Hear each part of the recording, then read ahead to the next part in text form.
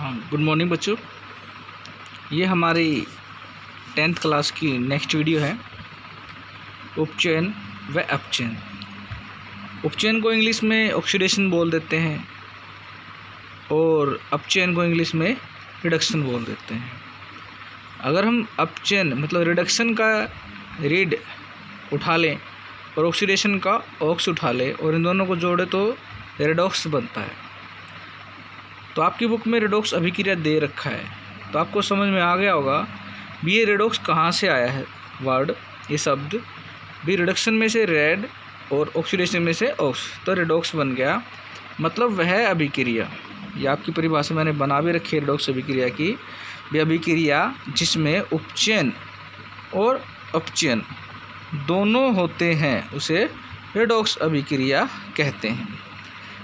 लेकिन जब तक हमें उपचयन और अपचयन का मतलब नहीं पता होगा तब तक इस परिभाषा की कोई वैल्यू नहीं है, इसका कोई मतलब नहीं है।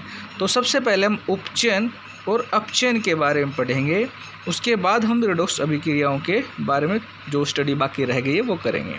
अब चलो उपचयन। उपचयन मतलब ऑक्सीडेशन, मतलब ऑक्सीजन का जुड़ना या हाइड्रोजन का निकलना।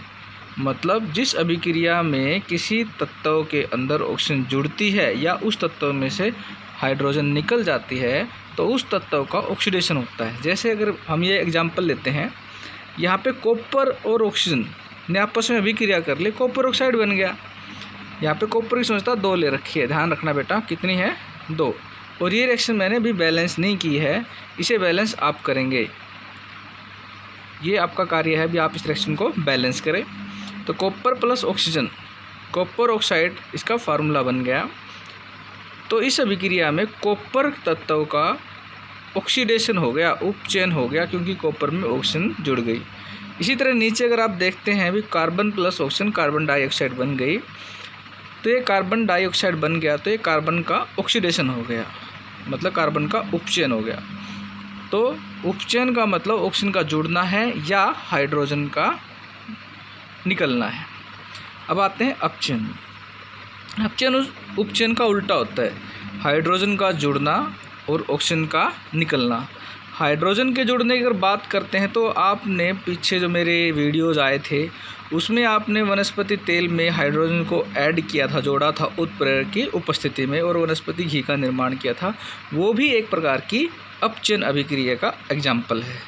इसी तरह यहाँ देखते हैं भी कॉपर ऑक्साइड है, उसमें हाइड्रोजन को जोड़ दिया और कॉपर में से हाइड्रोजन जोड़ने की वजह से कॉपर में से ऑक्सीजन निकल गई। अब कॉपर का अपचयन हो गया क्योंकि ऑक्सीजन का निकलना है। तो और हाइड्रोजन किस में जुड़ी, ऑक्सीजन में। लेकिन यहाँ पे ऑक्सीजन का ना तो अपचयन हुआ है ना इसका उपचयन हुआ है। बेटा इस बात का ध्यान रखना, यहाँ पे ऑक्सीजन का ना तो अपचयन हुआ है ना उपचयन हुआ है। हाँ, हाइड्रोजन का क्या हुआ है, उपचयन हुआ है, क्योंकि हाइड्रोजन में ऑक्सीजन जुड़ी है।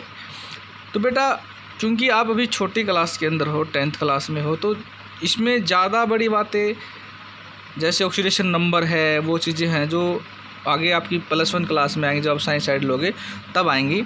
तो उसमें ऑक्सीडेशन नंबर के हिसाब से आपको बहुत आसानी से पता चल जाएगा भी किसका उपचयन हो रहा है किसका अपचयन हो। यहाँ पे थोड़े बहुत कन्फ्यूजन हो सकता है, लेकिन जैसा कि आपकी बुक के अंदर जितना दिया उसके अकॉर्डिंग आप इतना समझ ले, वो बहुत काफ़ी आपके लिए इस समय। अब चलते हैं रेडॉक्स अभिक्रिया की तरफ। तो ये बात मैं आपको पहले बता चुका हूँ, वह अभिक्रिया इसमें उपचयन भी होता है और अपचयन भी होता है। और ये आपकी नॉलेज के लिए बता देता हूँ बेटा, चाहे कोई भी अभिक्रिया हो, चाहे वो उपचयन के एग्जाम्पल दिए हैं चाहे वो अपचयन के एग्जाम्पल दिए हैं, इनके अंदर उपचयन और अपचयन दोनों हो रहे हैं। अगर कार्बन का, जैसे मान लो इस अभिक्रिया में देख रहे हो आप बी के कार्बन का तो उपचयन हो गया लेकिन ऑक्सीजन का अपचयन हुआ है, तो मतलब ये दोनों अभिक्रियाएं या दोनों उपचयन और अपचयन दोनों इसके अंदर हो रहे हैं और ये रेडॉक्स अभिक्रिया का ही एक एग्जाम्पल है। अब नीचे दिखा देता हूँ आपको, जैसे जिंक ऑक्साइड था, कार्बन हमने इसमें जोड़ दिया। अब कार्बन क्या कर रहा है, कार्बन जिंक में से ऑक्सीजन निकाल रहा है और खुद उसके साथ अटैच हो गया। अब क्योंकि जिंक में से ऑक्सीजन निकली है तो जिंक का तो अपचयन हो गया और कार्बन में ऑक्सीजन जुड़ी है तो कार्बन का उपचयन हो गया। इसी तरह नीचे आ जाते हैं, मैग्नीज ऑक्साइड है और हाइड्रोजन क्लोराइड है। अगर मैं थोड़ा सा आपको वैसे हिंट दूं, मैंगनीज ऑक्साइड में अगर आप मैंगनीज का संयोजकता भी निकाल के देखो तो आपको 4 मिलेगी। अब आप मैंगनीज क्लोराइड में चले जाओ, वहाँ पे अगर आप संयोजकता देखें तो 2 है, मतलब घट गई। या आप दूसरे हिसाब से लें तो यहाँ पे ऑक्सीजन 2 थे, ऑक्सीजन निकल गए, तो सीधा हम ऐसे कहते हैं, मतलब हम अपचयन कह सकते हैं। लेकिन यहाँ पे अगर अपचयन की बात करें तो ऑक्सीडेशन नंबर या संयोजकता के हिसाब से आपको थोड़ा सा ध्यान देना होगा। भी यहाँ पे इसकी संयोजकता मैंगनीज की 4 थी, लेकिन वहाँ पे 2 ही रह गई, इसलिए इसका अपचयन हुआ है। क्योंकि संयोजकता अगर बढ़ती है प्लस वाली तो ही उपचयन होता है, अगर घटती है तो अपचयन माना जाता है। इस तरह हाइड्रोजन क्लोराइड में क्लोरीन एक इलेक्ट्रोनेगेटिव एलिमेंट है, और क्लोरीन यहाँ से निकल गया और दूसरी तरफ चला गया, तो क्लोरीन जब किसी तत्व के साथ जुड़ा होता है तो उसका -1 होता है। लेकिन जब कोई भी तत्व अकेला रह जाता है तो उसको हम 0 मानते हैं, ऑक्सीडेशन नंबर की बात करते हैं। तो बेटा आपको ऑक्सीडेशन नंबर याद नहीं करना है, केवल ये रिएक्शन आपकी बुक के अंदर दे रखी है, इसलिए हम आपको थोड़ा सा बता रहे हैं। हम या भी ये कह सकते हैं, देखो हाइड्रोजन क्लोराइड में हाइड्रोजन निकल गया, हमने ऊपर बात की थी ना भी अपचयन में हाइड्रोजन का उपचयन में हाइड्रोजन का निकलना। तो यहाँ अगर हम ध्यान दें तो क्लोरीन में से हाइड्रोजन निकल गया, इसका मतलब क्लोरीन का उपचयन हो गया। तो आपको क्लोरीन पे फोकस करना है। तो इस अभिक्रिया के अंदर, और ये इंपॉर्टेंट अभिक्रिया बेटा, किसका उपचयन हो रहा है और किसका अपचयन हो रहा है, ये आपके एग्जाम में आ सकती है। तो मैंगनीज ऑक्साइड में से जो मैंगनीज है उसका तो अपचयन हो रहा है, और हाइड्रोजन क्लोराइड में क्लोरीन का उपचयन हो रहा है। कुछ चीज़ें पेंडिंग हैं, वो मैं आज ही आपको नेक्स्ट वीडियो में भेजने वाला हूँ। तो जो 10th क्लास के बच्चे हैं वो मेरी नेक्स्ट वीडियो देखें, और इस वीडियो में भी आपको कोई प्रॉब्लम आ रही है तो मुझे बताएं। धन्यवाद।